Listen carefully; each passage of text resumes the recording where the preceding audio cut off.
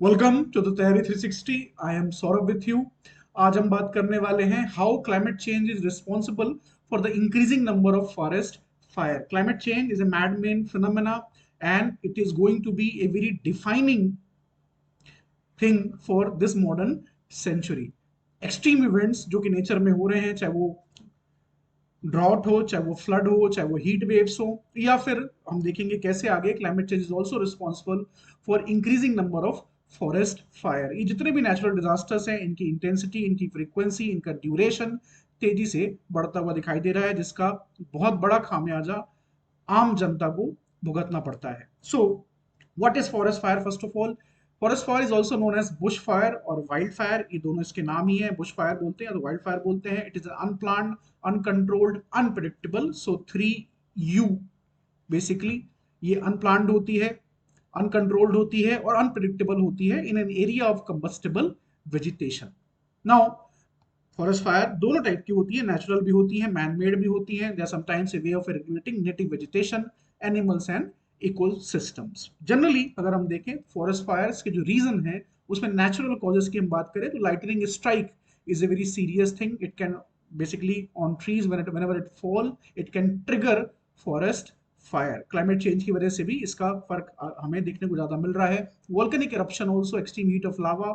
जब volcanic eruption होता है तो इसकी वजह से वेजिटेशन जो है वो फायर कैच कर लेता है और स्प्रेड होता है, तो कि फॉरेस्ट फायर के रूप में हमारे सामने दिखाई देता है। Friction between trees and rocks also, rubbing of trees with each other में जनरेट स्पार्क्स, और एक स्पार्क की चाहिए होती है फायर को स्प्रेड होने के लिए। पर्टिकुलरली गर्मियों में जब जो ग्रासेस होती हैं हमारी, वो काफी ड्राई होती है और एयर में भी मॉइस्चर नहीं होता। स्पॉन्टेनियस कंबंशन भी होता है। Prolong dry spell followed by unprecedented high temperatures and low humidity can make vegetation so dry that sun rays alone can trigger fires. इसके अलावा जो एंथ्रोपोजेनिक कॉजेज हैं, जो मैन मेड कॉजेज हैं, उसमें एग्रीकल्चर एक्सपेंशन है, स्लैश एंड बैर agriculture practices.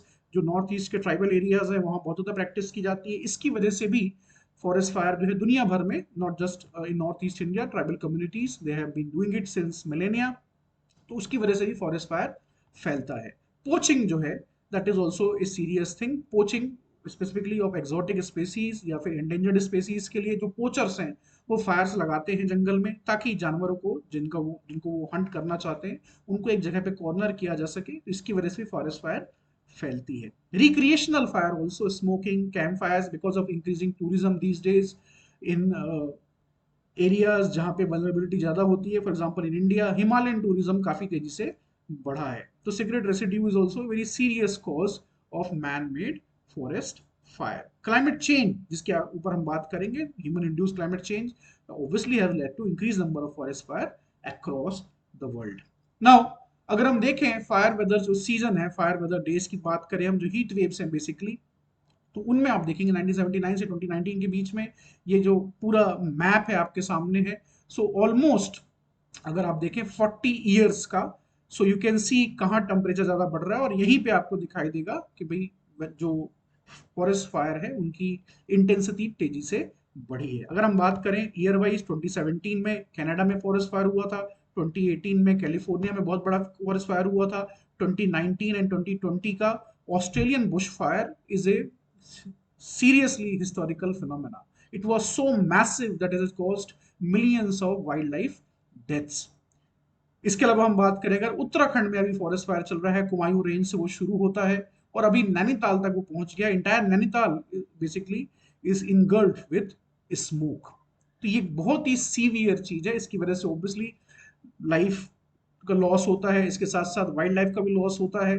These forest और also great repository of carbon, तो वो जब जलता है तो कार्बन रिलीज होती है एटमॉस्फेयर में, और भी ज्यादा क्लाइमेट चेंज को उससे वृद्धि मिलती है। इसके अलावा एयर पोल्यूशन बहुत ज्यादा फैलता है, जो कि अपने आप में बहुत ज्यादा डेडली है। Already in India we are suffering from air pollution. WHO की रिपोर्ट कहती है कि टॉप 20 जो दुनिया भर में मोस्ट पोल्यूटिंग सिटीज हैं, उनमें से 14 are in India. Feedback loop होता है क्लाइमेट चेंज के साथ। Climate change is systematic change in important variables of atmosphere, like for example pressure, temperature, humidity, etc. तो climate change जो है, it increases the risk of wildfire frequency, intensity and extremes।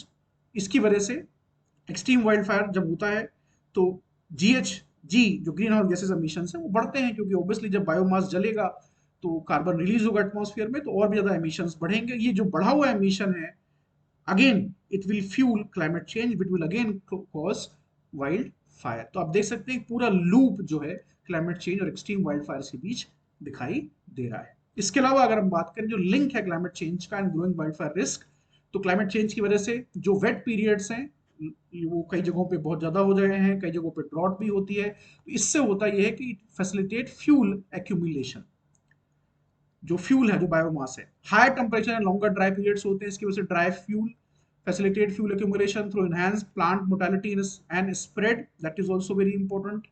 Higher temperature and more intense heat wave हो रही है आजकल, इनकी intensity काफी बढ़ गई। इंडिया में अभी राइट नाउ हीट वेव है, तो फ्यूल जो है और भी ड्राई हो जाता है, जिसकी वजह से फायर ज्यादा इंटेंस होती है। हीट वेव की वजह से मॉइस्चर भी एयर में काफी कम हो जाता है, विंड्स काफी स्ट्रॉन्गर हो जाती हैं कुछ एरियाज में। Again dry fuel accelerate fire spread, जब फायर होती है अगर विंड तेजी से चल रही है it will spread the fire.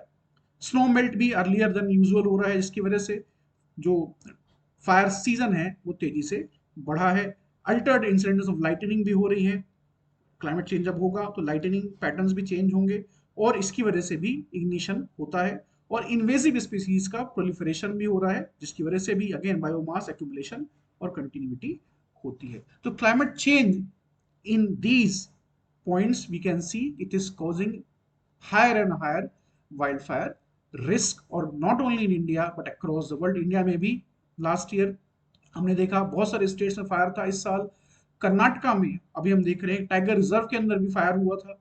So this is causing a lot of stress not only to humans but also to the wildlife, and that is a very serious phenomena. तो हम क्या कर सकते हैं to reduce the risk of extreme wild fire?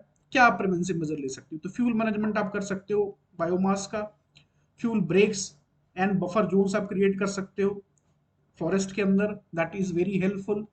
तो ऐसे biomass जहाँ जो ज़्यादा ड्राई होते हैं, जिनमें ज़्यादा जल्दी फायर फैलता है, उनको आप बेसिकली ब्रेक बना सकते हो बफर जोन्स के थ्रू। कल्चरल फायर्स को जो नॉर्मली होती हैं, जो टूरिज्म हो रहा है अदरवाइज ऑल्सो, उसको आप प्रॉपरली रेगुलेट कर सकते हो। इकोसिस्टम मैनेजमेंट अडॉप्टिव बहुत ज़्यादा जरूरी है ऐसे एरियाज में जहां हम पिछले 50 साल की हिस्ट्री को अगर देखें, जहां पे ज़्यादा इंटेंसिटी होती है फॉरेस्ट फायर की।